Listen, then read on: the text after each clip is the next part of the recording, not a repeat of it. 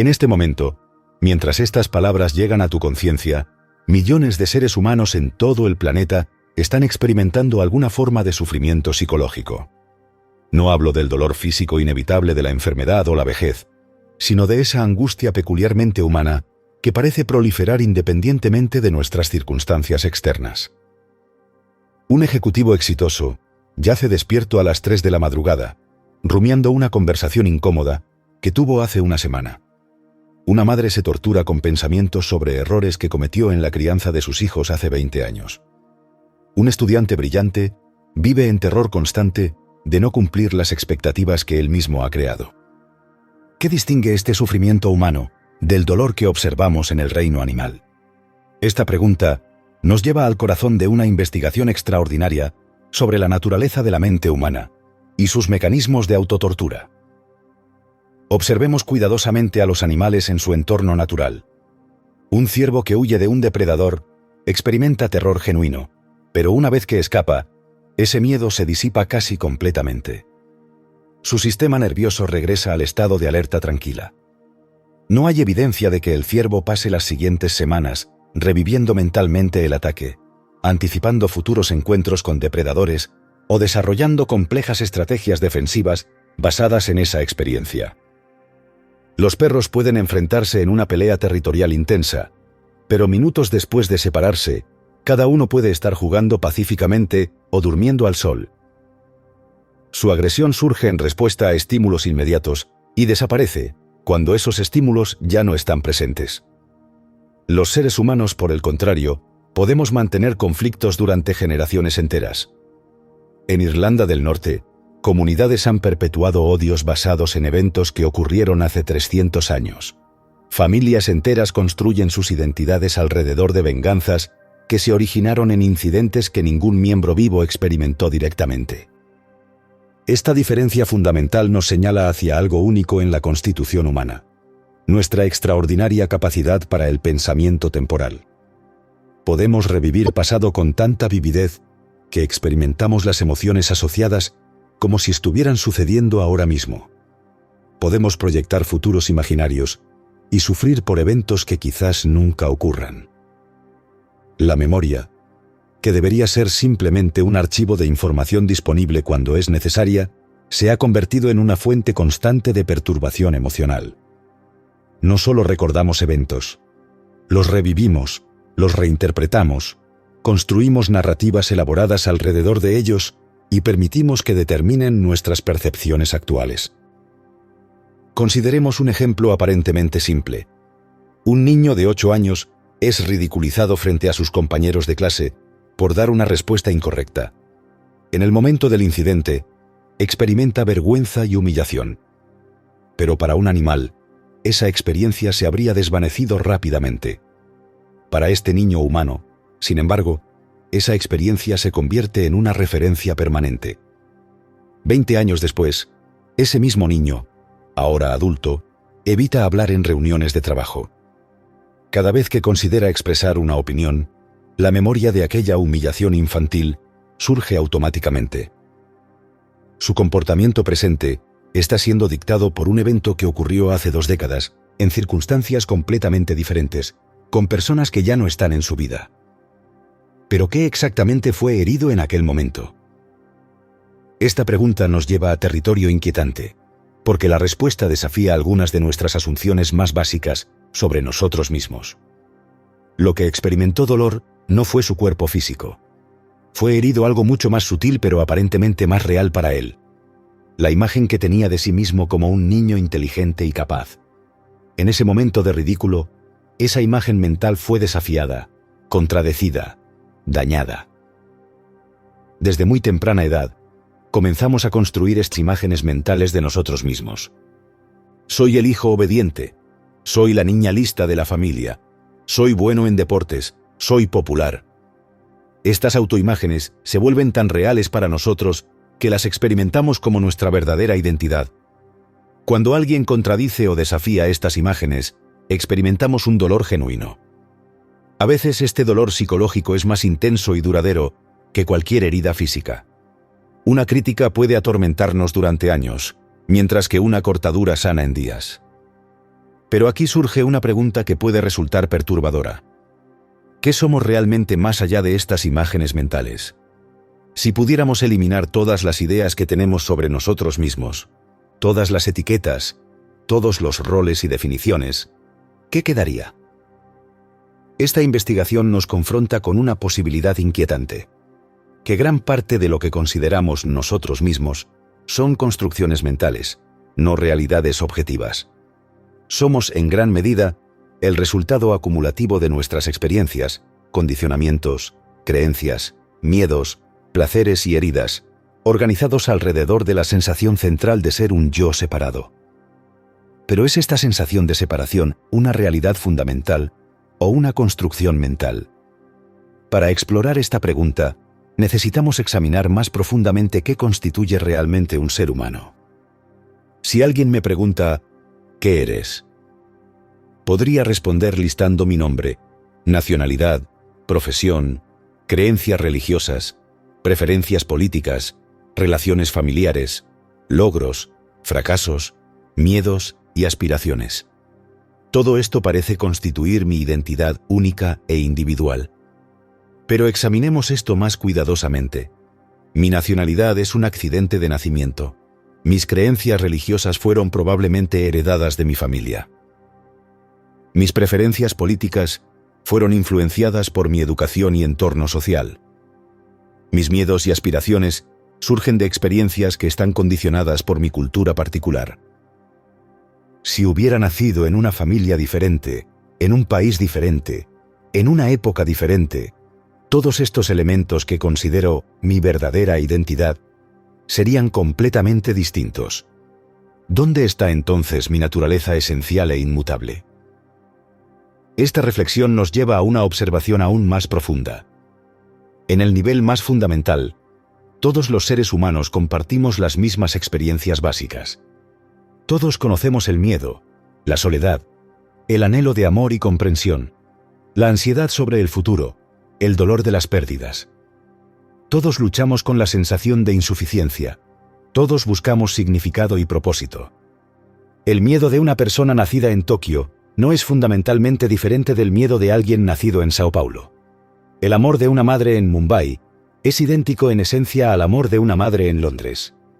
El sufrimiento por la pérdida de un ser querido es universalmente humano, independientemente del idioma, cultura o época histórica.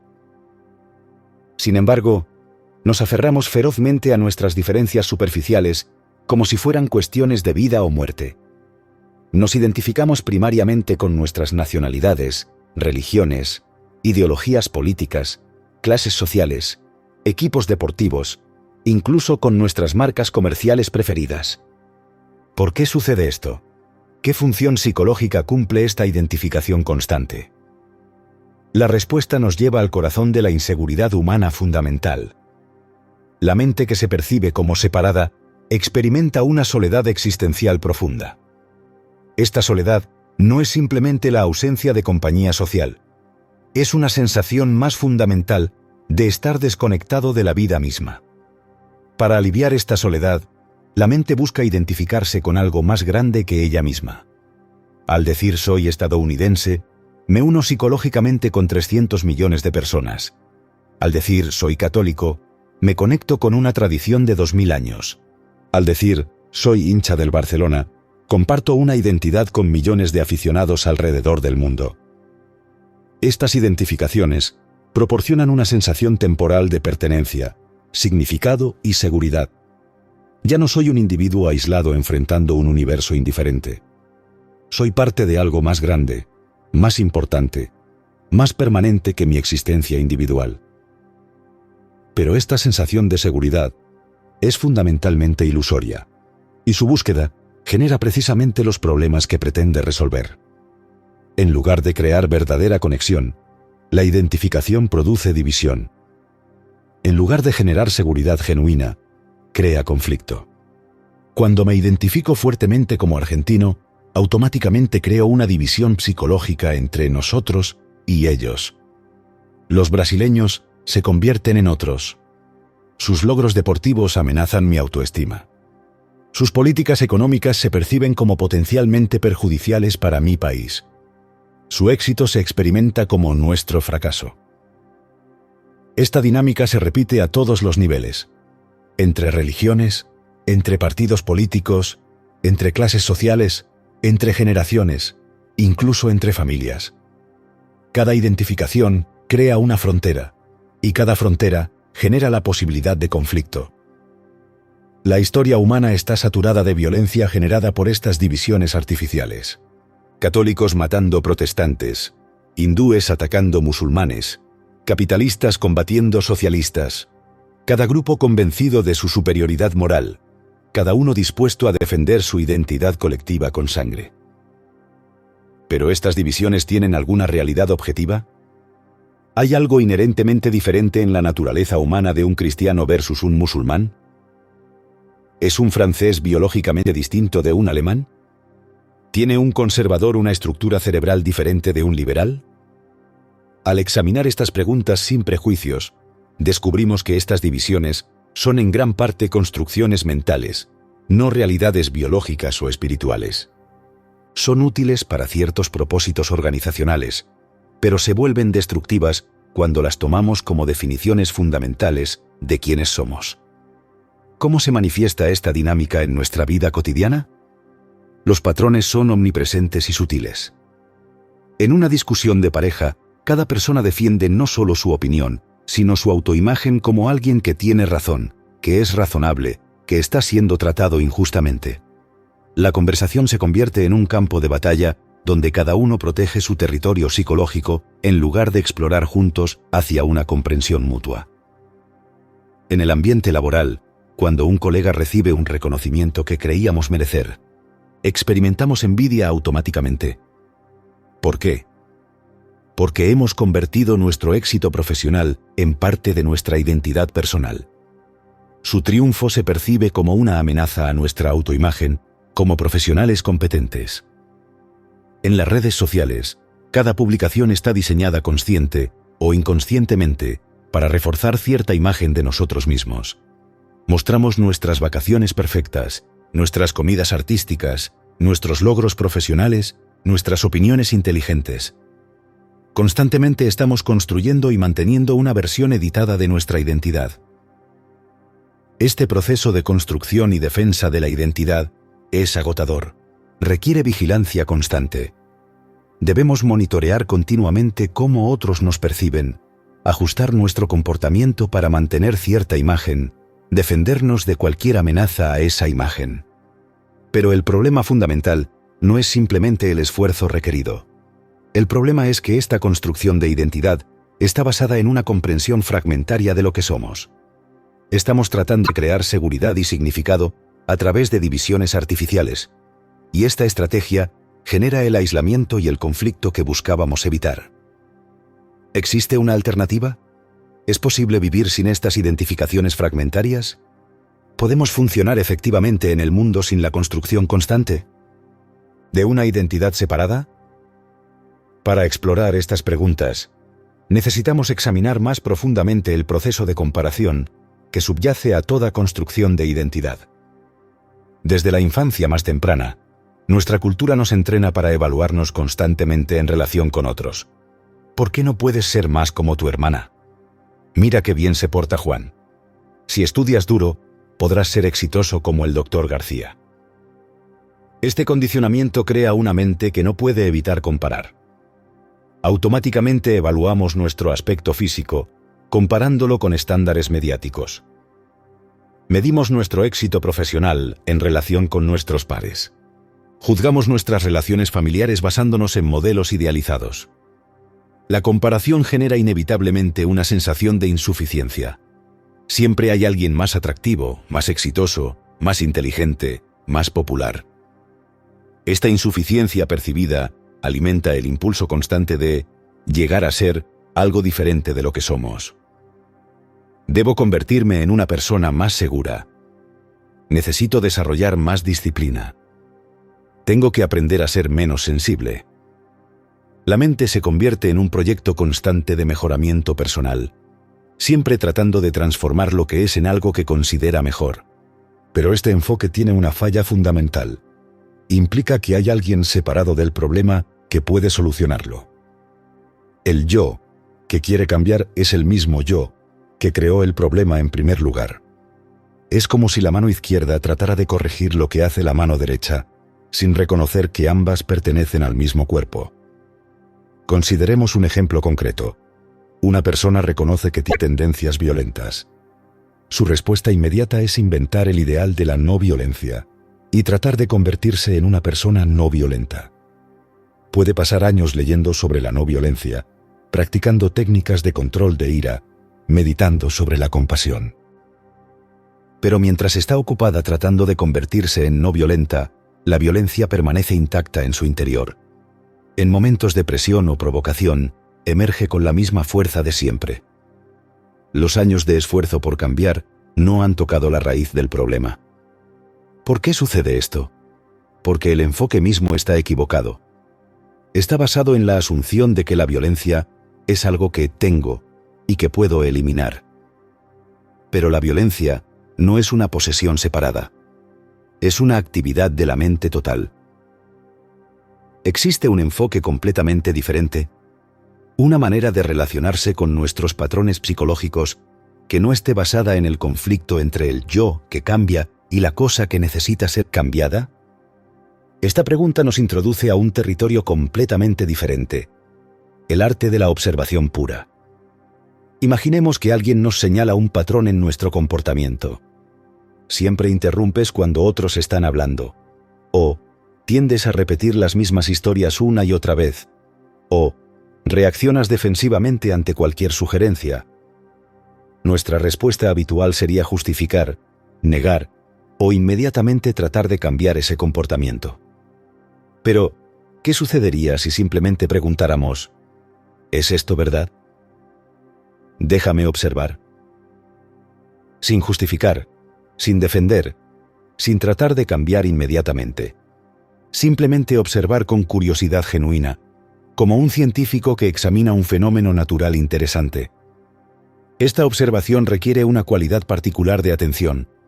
No es analítica, porque el análisis implica dividir la experiencia en partes separadas.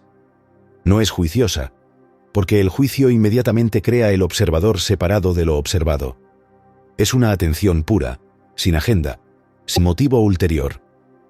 Es como la diferencia entre mirar un atardecer preocupándose por tomar la fotografía perfecta versus simplemente estar presente con la belleza del momento. En el primer caso, hay agenda, ansiedad, un resultado deseado. En el segundo, hay solo percepción directa. Cuando aplicamos esta calidad de atención a nuestros procesos psicológicos, algo extraordinario puede suceder. Los patrones que han persistido durante décadas pueden comenzar a disolverse espontáneamente, no porque luchemos contra ellos, sino porque los vemos con tal claridad que ya no pueden mantenerse en la oscuridad de la inconsciencia. Pero esto requiere una revolución completa en nuestro enfoque hacia el crecimiento personal. Estamos acostumbrados a la idea de que el cambio requiere esfuerzo, disciplina, técnicas específicas, tiempo considerable. La noción de que la percepción clara puede ser instantáneamente transformadora desafía nuestras asunciones básicas sobre cómo funciona la psique humana. ¿Cómo es posible que la simple observación tenga tal poder? La respuesta está en la naturaleza misma de los patrones psicológicos destructivos.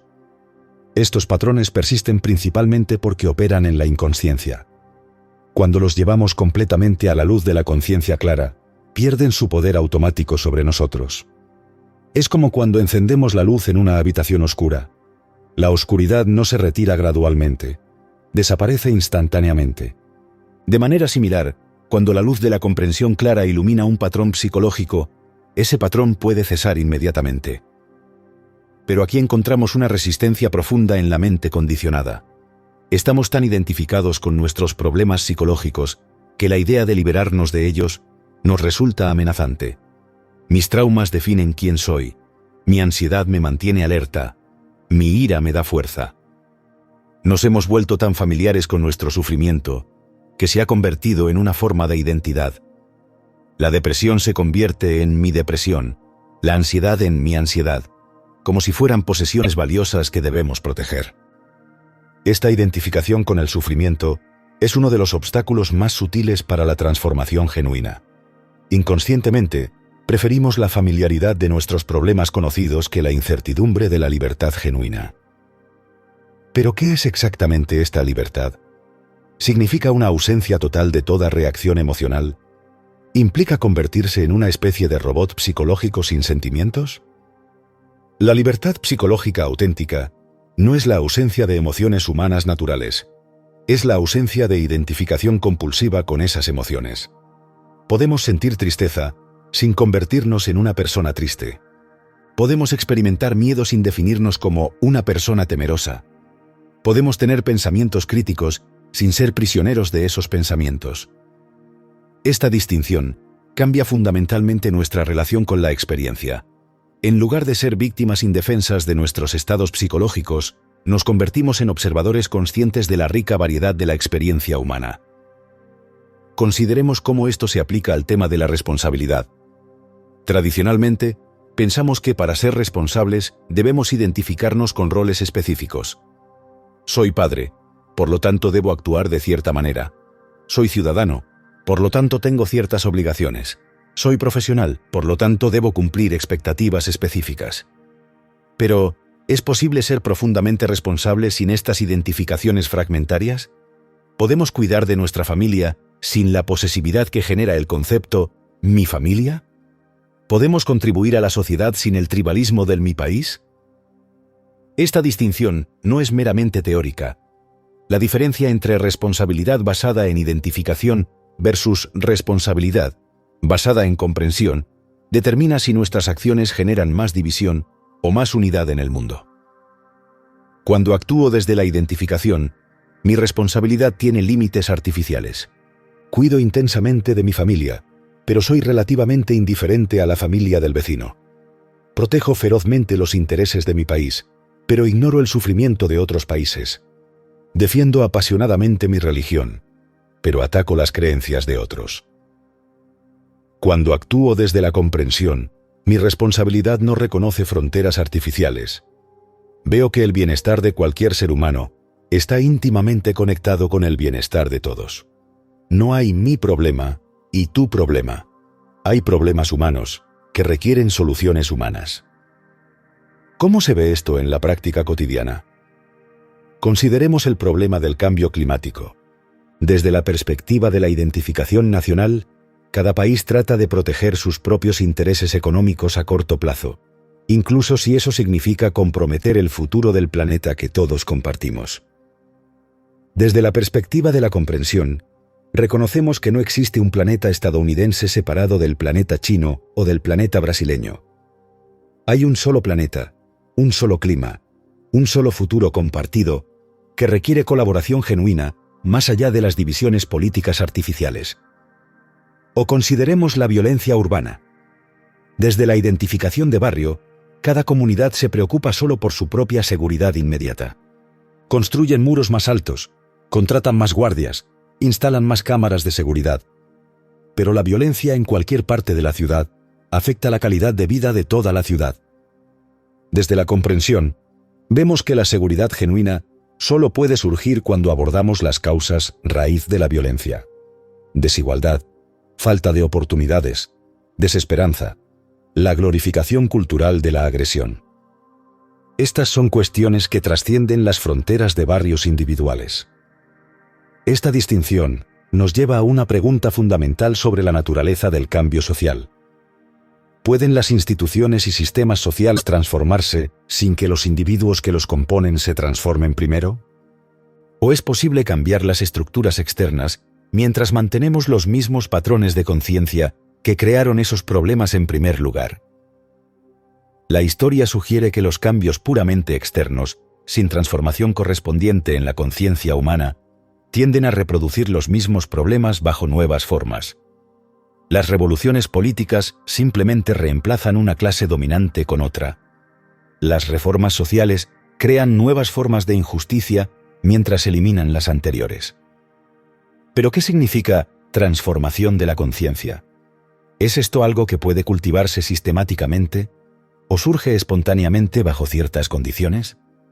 Para explorar esta pregunta, necesitamos examinar más profundamente la naturaleza del aprendizaje sobre nosotros mismos. Hay una diferencia fundamental entre acumular conocimiento acerca de nosotros mismos y el aprendizaje directo que transforma nuestra manera de ser. La mayoría de las aproximaciones al crecimiento personal están basadas en el modelo de acumulación. Leemos libros de psicología, vamos a terapia, participamos en talleres, meditamos regularmente. Gradualmente acumulamos insights sobre nuestros patrones, comprensiones sobre nuestras motivaciones, técnicas para manejar nuestras emociones. Este conocimiento acumulado se convierte en una especie de identidad intelectual. Sé que tengo problemas de abandono debido a mi infancia.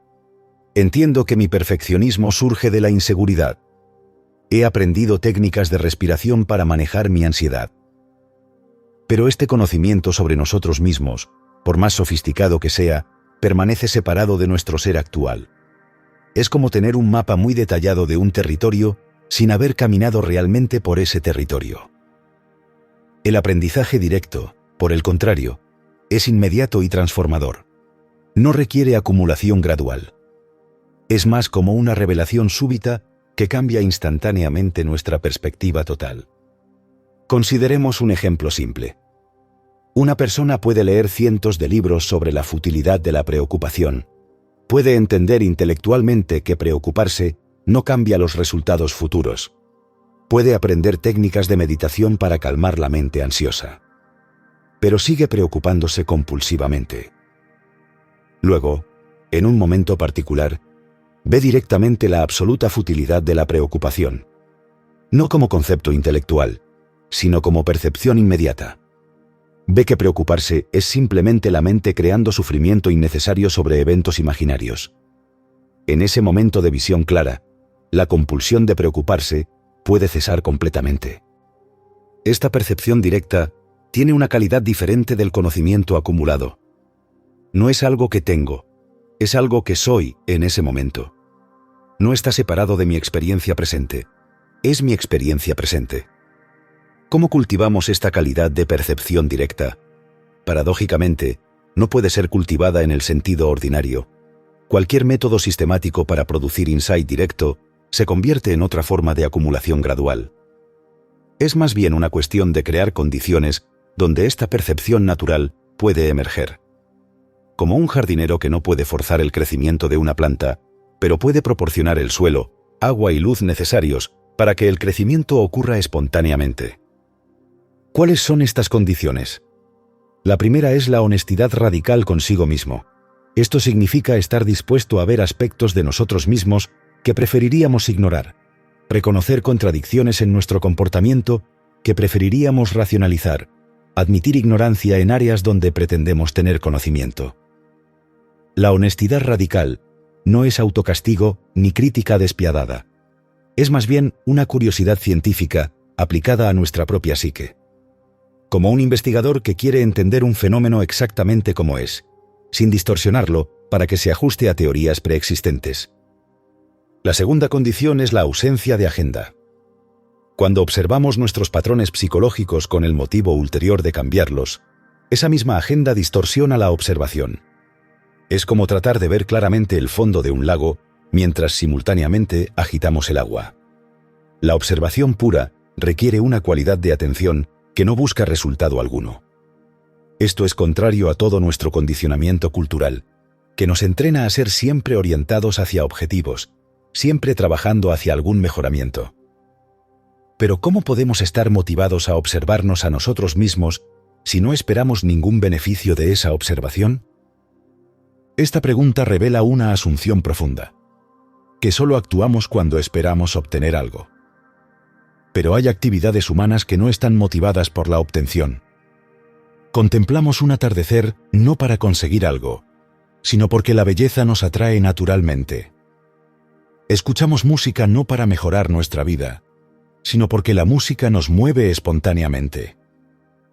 De manera similar, puede haber una curiosidad natural sobre la naturaleza de nuestra propia conciencia, no para mejorarla o cambiarla, sino simplemente porque es extraordinario estar vivo y consciente. Esta curiosidad natural es muy diferente de la búsqueda ansiosa de mejoramiento personal. No tiene la cualidad de urgencia o insatisfacción que caracteriza la mayoría de nuestros esfuerzos de crecimiento. Es más bien una investigación relajada, como la de un niño explorando un jardín interesante. Cuando esta curiosidad natural encuentra las condiciones apropiadas, puede surgir una percepción que trasciende completamente el problema del yo, que trata de mejorarse a sí mismo.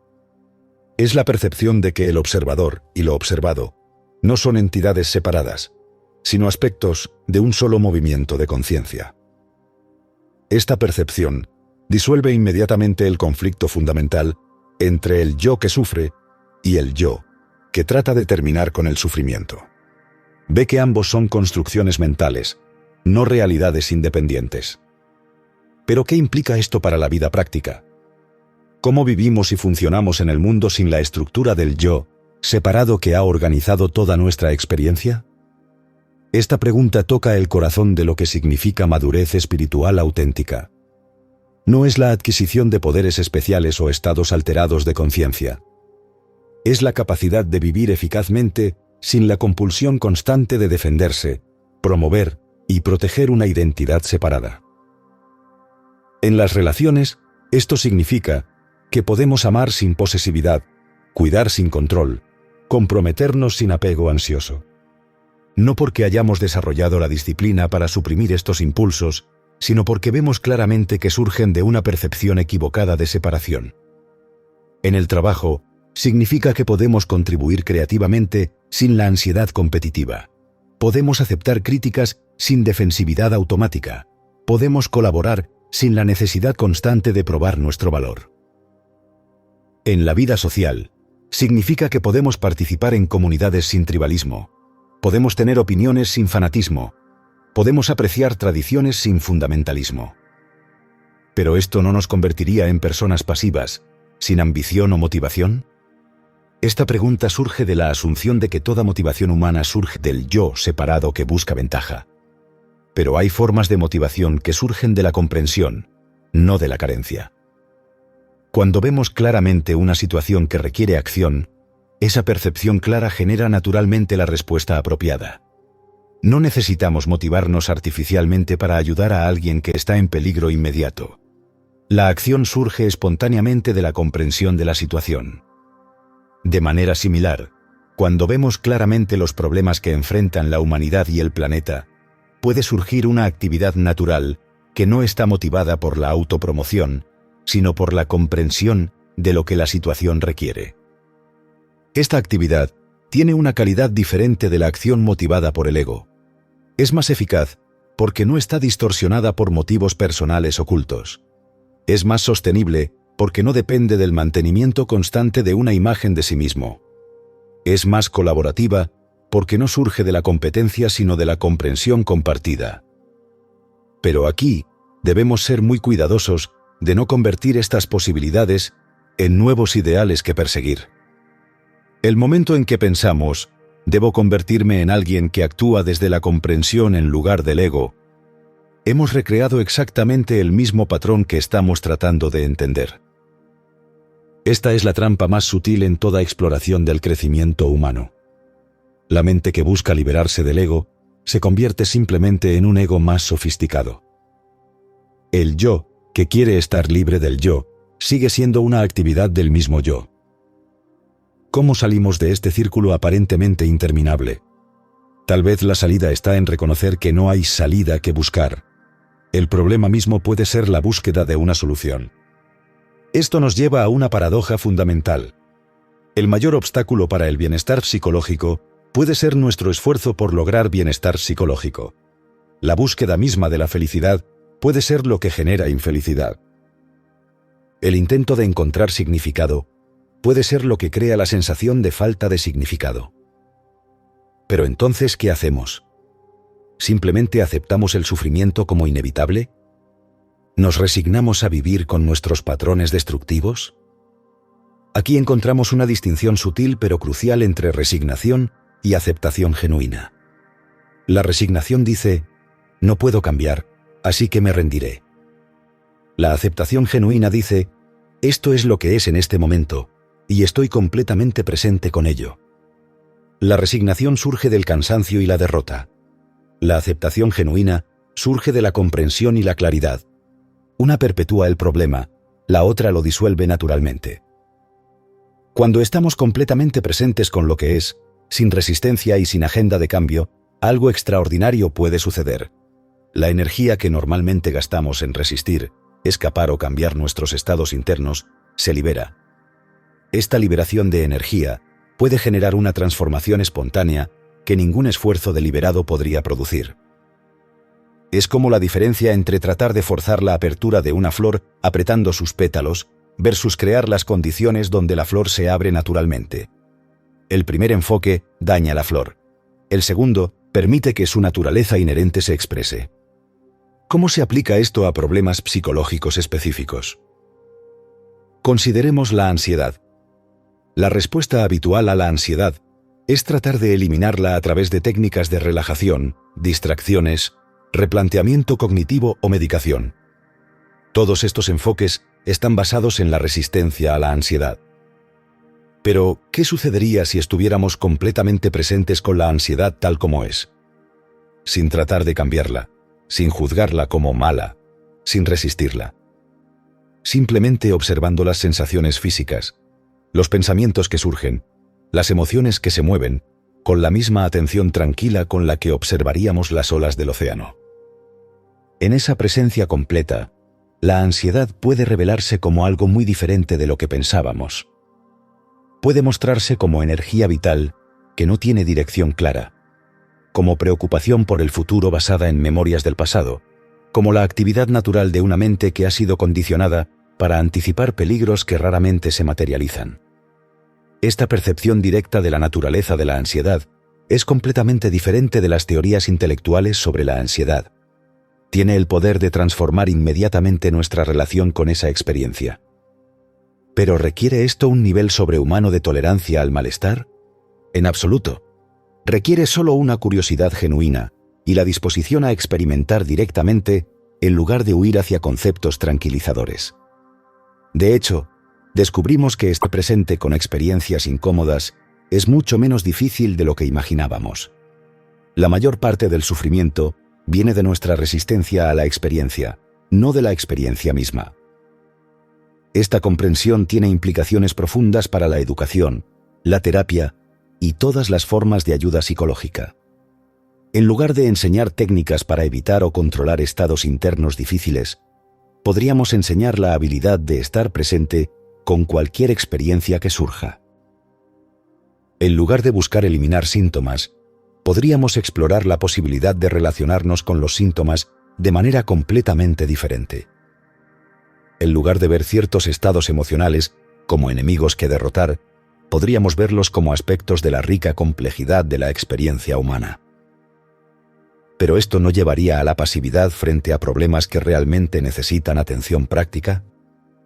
Esta preocupación surge de la confusión entre estar presente con la experiencia interna y ser pasivo ante las circunstancias externas.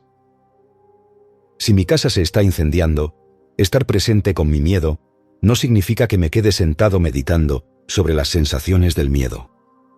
Significa que puedo responder efectivamente a la emergencia sin ser abrumado por la ansiedad que haría mi respuesta menos efectiva. Si estoy en una relación abusiva, estar presente con mi dolor no significa tolerar el abuso. Significa que puedo ver la situación claramente sin las distorsiones de la negación, la racionalización o la esperanza poco realista que podrían mantenerme atrapado en circunstancias peligrosas. La presencia genuina con la experiencia interna frecuentemente genera respuestas externas más efectivas, no menos efectivas. Cuando no estamos gastando energía resistiendo nuestros estados internos, tenemos más claridad y recursos disponibles para lidiar constructivamente con las situaciones externas. Esto nos lleva a considerar cómo esta comprensión podría transformar las relaciones humanas. La mayoría de los conflictos interpersonales surge cuando las personas reaccionan a sus propios estados internos proyectados sobre otros. En una discusión de pareja, raramente estamos respondiendo solo a lo que la otra persona está diciendo o haciendo. Estamos reaccionando a las emociones que sus palabras o acciones desencadenan en nosotros, a las memorias que activan, a las inseguridades que revelan, a las expectativas no cumplidas que generan. Si pudiéramos estar completamente presentes con nuestras propias reacciones internas, sin proyectarlas sobre nuestra pareja, la dinámica completa de la relación cambiaría. En lugar de dos personas defendiendo posiciones, tendríamos dos seres conscientes, explorando juntos hacia una comprensión mutua. ¿Pero esto no requeriría que ambas personas tuvieran este nivel de autoconciencia? Sorprendentemente, no. Cuando una persona en una relación deja de reaccionar desde sus patrones inconscientes, automáticamente crea espacio para que la otra persona también salga de sus patrones reactivos. Es como cuando una persona deja de participar en una pelea. La pelea no puede continuar con un solo participante. La ausencia de reactividad en una persona invita naturalmente a una respuesta más consciente en la otra. Esto no significa volverse pasivo o permitir que otros nos maltraten. Significa responder desde la claridad en lugar de reaccionar desde la confusión emocional. A menudo, esto resulta en límites más claros y comunicación más efectiva, no en menor firmeza. ¿Cómo se aplicaría esta comprensión a problemas sociales más amplios? Consideremos el racismo. La mayoría de los enfoques para combatir el racismo se centran en cambiar actitudes y comportamientos específicos. Educación sobre diversidad, legislación antidiscriminatoria, programas de sensibilización cultural. Estos enfoques son importantes y necesarios, pero pueden no abordar la raíz psicológica del problema. El racismo, en su esencia, es una manifestación del mismo patrón que hemos estado explorando. La tendencia de la mente a crear divisiones artificiales y luego identificarse con un lado de esa división. Nosotros versus ellos, nuestro grupo versus su grupo, nuestra raza superior versus su raza inferior. El contenido específico varía, pero la estructura psicológica es idéntica a toda forma de prejuicio e intolerancia. Podríamos abordar el racismo no solo a través de cambios en políticas y educación, sino a través de una comprensión más profunda de cómo la mente crea y mantiene estas divisiones. ¿Podríamos ayudar a las personas a ver directamente el proceso psicológico que genera toda forma de otro? Esta no sería una alternativa a los enfoques políticos y educativos existentes, sino un complemento que podría hacer esos enfoques más efectivos. Cuando las personas comprenden visceralmente cómo su propia mente crea separación, pueden reconocer y interrumpir estos patrones antes de que se manifiesten como comportamiento discriminatorio. Similar razonamiento se aplica a problemas como el fanatismo religioso, el extremismo político, el nacionalismo agresivo.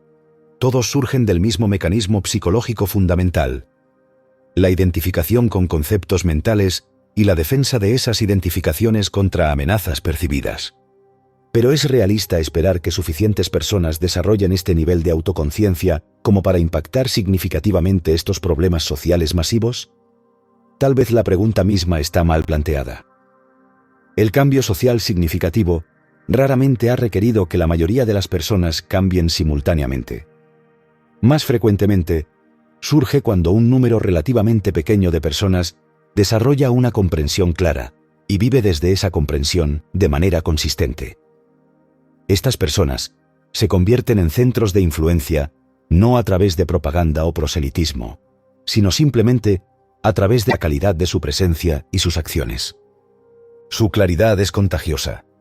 Su ausencia de reactividad crea espacio para que otros también respondan desde un lugar más consciente. Esto nos lleva de vuelta a la responsabilidad individual, no en el sentido de culpa o deber moral, sino en el sentido de ver claramente cómo nuestros propios patrones internos contribuyen a los problemas que vemos en el mundo. Si queremos un mundo con menos violencia, la pregunta no es solo ¿cómo detenemos la violencia externa?, sino ¿cómo nos relacionamos con la violencia en nuestras propias mentes? Si queremos una sociedad más compasiva, la pregunta no es solo ¿cómo creamos instituciones más compasivas?, sino ¿qué bloquea la expresión natural de compasión en nuestros propios corazones? Esta responsabilidad individual no es una carga adicional que cargar, es una liberación. Significa que no tenemos que esperar a que otros cambien para experimentar una transformación significativa en la calidad de nuestras vidas. No tenemos que esperar a que la sociedad se vuelva más justa para experimentar paz interna. No tenemos que esperar a que nuestras familias se vuelvan más funcionales para relacionarnos desde el amor. No tenemos que esperar a que el mundo se vuelva menos caótico para encontrar estabilidad interna. Pero esto no significa retirarse del mundo hacia una vida puramente contemplativa. La comprensión genuina de nuestra naturaleza interconectada genera naturalmente una respuesta compasiva hacia el sufrimiento, donde quiera que aparezca. La diferencia es que esta respuesta surge de la comprensión, no de la compulsión. No actuamos porque deberíamos ser buenas personas, sino porque vemos claramente que el bienestar de otros está íntimamente conectado con nuestro propio bienestar.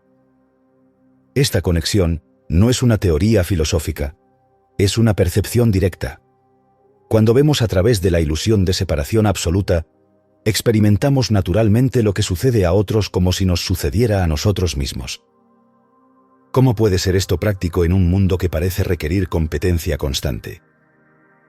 La vida moderna parece estructurada alrededor de la premisa de que mi ganancia debe ser tu pérdida, que mi éxito depende de tu fracaso. Pero esta premisa se basa en una comprensión muy limitada de lo que constituye verdadero éxito y bienestar. Si mi éxito requiere que otros sufran, ese éxito está construido sobre una base frágil e insostenible. El verdadero bienestar es mucho más sutil y profundo que la acumulación de ventajas externas.